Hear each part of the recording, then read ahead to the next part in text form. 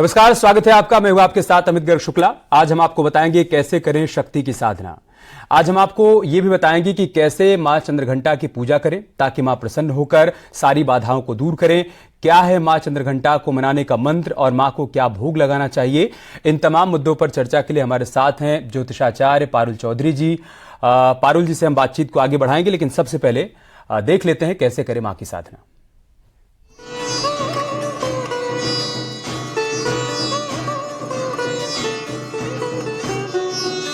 शारदीय नवरात्रों के तीसरे दिन होती है मां दुर्गा के तीसरे स्वरूप मां चंद्रघंटा की पूजा। देवी भागवत पुराण के अनुसार मां दुर्गा का ये स्वरूप परम शांतिदायक और कल्याणकारी है। इनके मस्तक में घंटे के आकार का अर्धचंद्र है, इसी कारण देवी का नाम चंद्रघंटा पड़ा है। इनके शरीर का रंग स्वर्ण के समान चमकीला और वाहन सिंह है।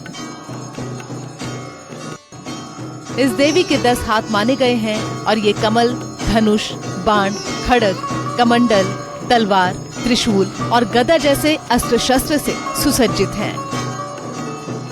माना जाता है कि देवी के इस रूप की पूजा करने से मन को अलौकिक शांति प्राप्त होती है। शास्त्रों के अनुसार मां चंद्रघंटा ने राक्षसों के संहार के लिए अवतार लिया था। इनमें ब्रह्मा, विष्णु और महेश तीनों देवियों की शक्तियां समाहित हैं। मां चंद्रघंटा की पूजा में लाल और नारंगी रंग का इस्तेमाल किया जाता है। मां चंद्रघंटा को प्रसन्न करने के लिए लाल चंदन, लाल चुनरी, लाल फूल और लाल फल अर्पित किए जाते हैं। मां चंद्रघंटा को दूध से बनाई मिठाई का भोग लगाएं और फिर देवी की आरती करें। इस तरह मां चंद्रघंटा की पूजा करने से साहस के साथ सौम्यता और विनम्रता में वृद्धि होती है। मां चंद्रघंटा के सामने एक छोटे लाल वस्त्र में लौंग, पान, सुपारी रखकर मां के चरणों में चढ़ाएं और देवी मंत्र का 108 बार जाप करें। मां चंद्रघंटा के बीच मंत्र का जाप भी कर सकते हैं। माना जाता है कि मां चंद्रघंटा की कृपा से सारे मानसिक विकार दूर हो जाते हैं, मन को शांति मिलती है। आज हम आपको बताएंगे आप कैसे करें मां चंद्रघंटा की पूजा ताकि आपके सारे कष्ट और विघ्न दूर हो जाएं। Bureau report, news 18।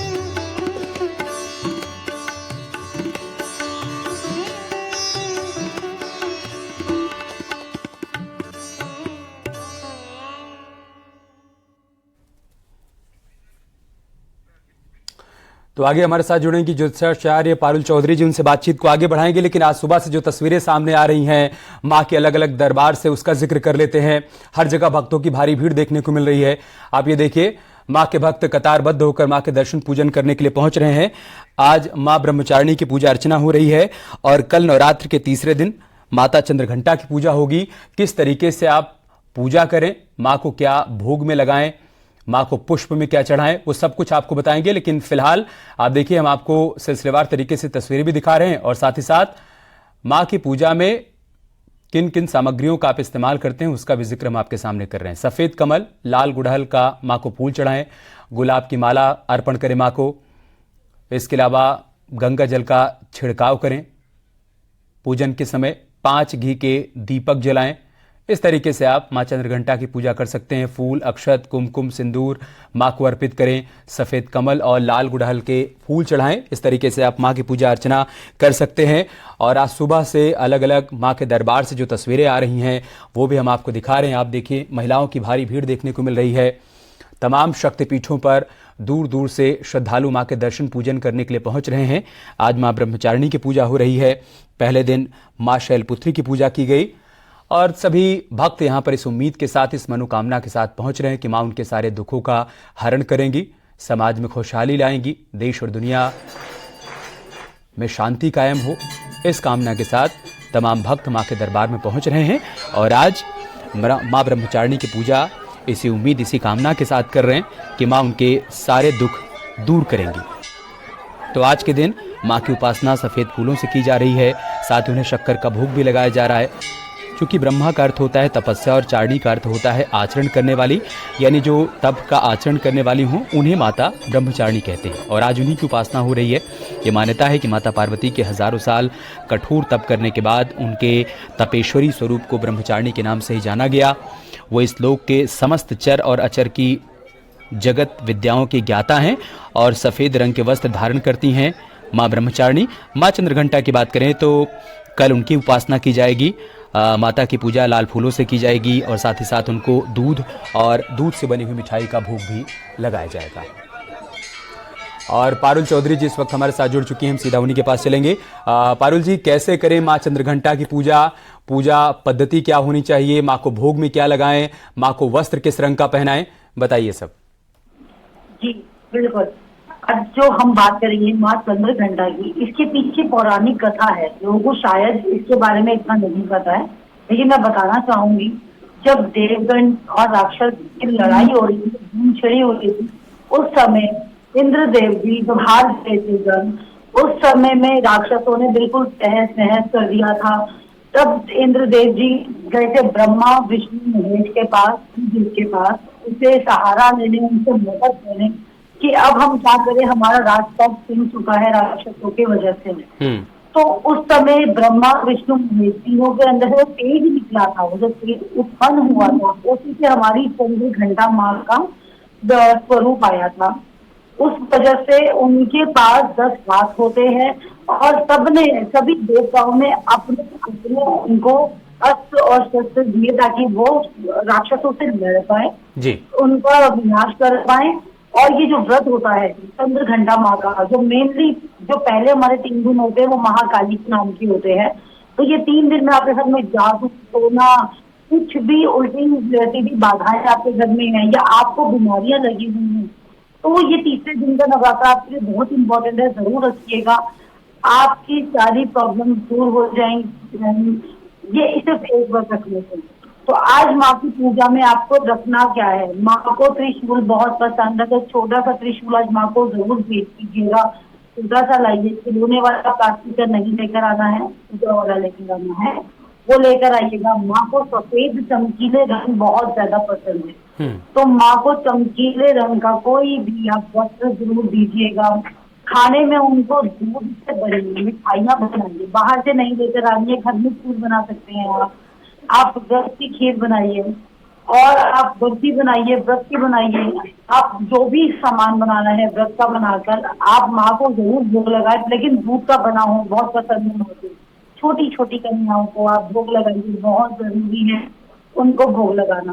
गंगा जल का छिड़काव आपको जरूर करना है कल के दिन अपने घर में। सबसे जरूरी बीमार व्यक्ति के लिए है, कोई भी आपके घर में बीमार व्यक्ति है तो उसके लिए खीर बनाइए, माँ को भोग लगाए, मंदिर में जाए, उसके बाद भोग लगाने के बाद उस बीमार व्यक्ति को आप जरूर खिलाए वो खीर। देखिए परेशानी बाधाएं करनी शुरू हो जाएंगी। बहुत ही जरूरी है ये व्रत रखिए, आपको पता चलेगा कितना ज्यादा आपको फायदा लेके जाएगी। जो काम कारोबार रुका हुआ है वो भी पूर्ण होगा। इसका सुबह सुबह उठ के व्रत में आपको स्नान करना है, स्नान में आपको गंगा जल जरूर छिड़काव करना है। फिर उसके बाद आपको आसन बिछाएं, माँ को भोग लगाएं, जो भी आपने बनाया है जितनी बार भी आप खाएं, व्रत में जितना भी व्रती आप खाना खाएं आप भोग लगाएं। माँ को प्रसन्न करने की कोशिश कीजिए, मन से प्रसन्न कीजिए, ये नहीं भोग लगा के या हमने कुछ भी सामान खरीदा या उनको चढ़ाया तो माँ खुश हो जाएगी। नहीं, अच्छे अच्छे विचार मन में रखने हैं, अच्छी अच्छी चीजें करनी है, घर में आपने अच्छा माहौल बना के रखना है, कलेशों से दूर रहना है। सही बात है। आप देखिए सबसे बड़ी बात है कलेशों से दूर रहना, बहुत जरूरी है, तो आप वो कीजिएगा। सबसे पहले छोटे बच्चों को प्यार देना है, बड़ों की इज्जत करनी है, वो बहुत जरूरी है। आजकल बच्चे भूलते जा रहे हैं अपना सनातन धर्म। सही बात है पारुल जी, ये सब तो अनिवार्य है, हमारी दिनचर्या का हिस्सा है। इससे बगैर तो कोई माता प्रसन्न हो ही नहीं सकती हैं। उम्मीद है कि आपने माँ चंद्रघंटा का जो पौराणिक इतिहास है वो दर्शकों को बताया, वो उनको समझ में आया होगा। कैसे माँ की पूजा करें उसकी विधि भी आपने बताई दर्शकों को। माँ की पूजा में कोई खास कोई विशेष मंत्र भी जो आप दर्शकों को बताना चाहें पारुल जी? जी, आज आप माँ का मंत्र कर सकते हैं। सबसे बड़ा है माँ का मंत्र एम श्री शक्ताय नमः, एम श्री शक्ताय नमः। और एक है या देवी सर्वभूतेषु माँ चंद्रघंटा रूपेण सर्वस्थितम्। ये आप जरूर कीजिएगा। इससे आप 108 बार माला ये जरूर कीजिएगा। और जी। जरूरी है माँ को गुलाब की माला का बिल्कुल आपने चढ़ानी है, लाल रंग के फूल चढ़ाने हैं आज माँ को आपने। और प्रसाद में या जब भी आप भोग लगाएंगे सुपारी रखनी है, लाल कपड़े में रख के 2 लौंग रखने हैं, साथ में 1 इलायची रखनी है।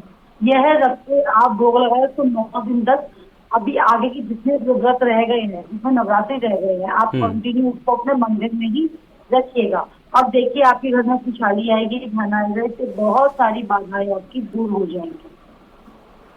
पारुल जी, वैसे तो नवरात्र के 9 दिन कन्या पूजन की व्यवस्था है, लोग कन्या पूजन करते हैं माँ को प्रसन्न रखने के लिए, माँ की पूजा अर्चना के दौरान। लेकिन कोई विशेष दिन, कोई विशेष तिथि अगर आप बताना चाहें कन्या पूजन को लेकर, क्या कल कन्या पूजन विशेष तौर पर ज्यादा लाभकारी होगा, ज्यादा फलदायक होगा? देखिए कन्या पूजन तो हम अष्टमी और नवमी पर ही करते हैं। अभी तो इन बिटवीन हम कन्या पूजन नहीं करेंगे। कन्या पूजन का मतलब यही है कि छोटी छोटी बच्चियों को आप तो भी उनको जरूरत है, जरूरी नहीं है कि आप पैसा देकर आ रहे हैं या आप खाना ही देकर आ रहे हैं। किसी भी बच्चे को जो भी जरूरत है, अगर किसी की पढ़ाई रुकी हुई है बच्चे की तो आप उसकी पढ़ाई कंटिन्यू करा दीजिए।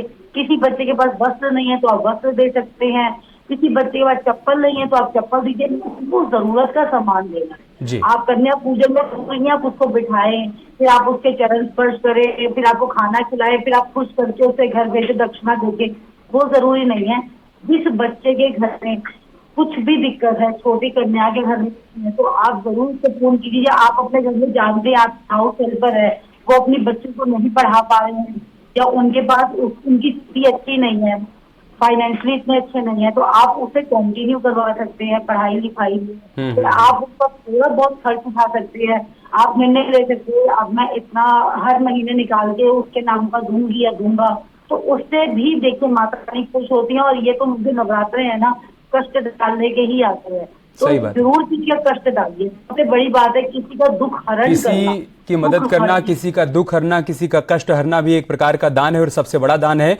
पारुल जी, किस रंग का वस्त्र पहने कल माँ चंद्रघंटा की पूजा के वक्त, अगर आप उसके बारे में बताना चाहें? जी, आप चमकीला नारंगी और एक लाल रंग का, दोनों को वस्त्र आप पहन सकते हैं कि माँ को लाल रंग बहुत ही ज्यादा प्यारा है। आप जरूर चमकीला पहना, लेकिन जो साफ होता है ना मरून नहीं, चमकीला वाला वस्त्र। उसके बाद आप दूध से बनी हुई कोई भी मिठाई का भोग जरूर लगाएं। जरूरी नहीं है मंदिर जाना, अपने घर के मंदिर में लगाए, अपनी माता को लगाए, अपने घर के बड़ों को लगाए, अपनी बहन को लगाए, सास है, बहन है, जेठानी है, जिसके घर में जो भी बड़ा है उनको भोग लगाए और उनका आशीर्वाद लेना बहुत जरूरी है नवरात्रों में। नवरात्रों में क्या मतलब हमेशा लेना जरूरी है, ये कुछ स्पेशल दिन नहीं है। हमारी माता ही हमारी माँ है और हमारी जो असली माँ है वो हमारी है। ठीक है पारुल जी, बहुत शुक्रिया आपका हमारे साथ जुड़ने के लिए, बातचीत करने के लिए, दर्शकों को बताने के लिए माँ चंद्रघंटा की पूजा कैसे करें, किस विधि से करें और कौन सा वस्त्र धारण करें, कौन सा मंत्र पढ़ें। बहुत बहुत शुक्रिया।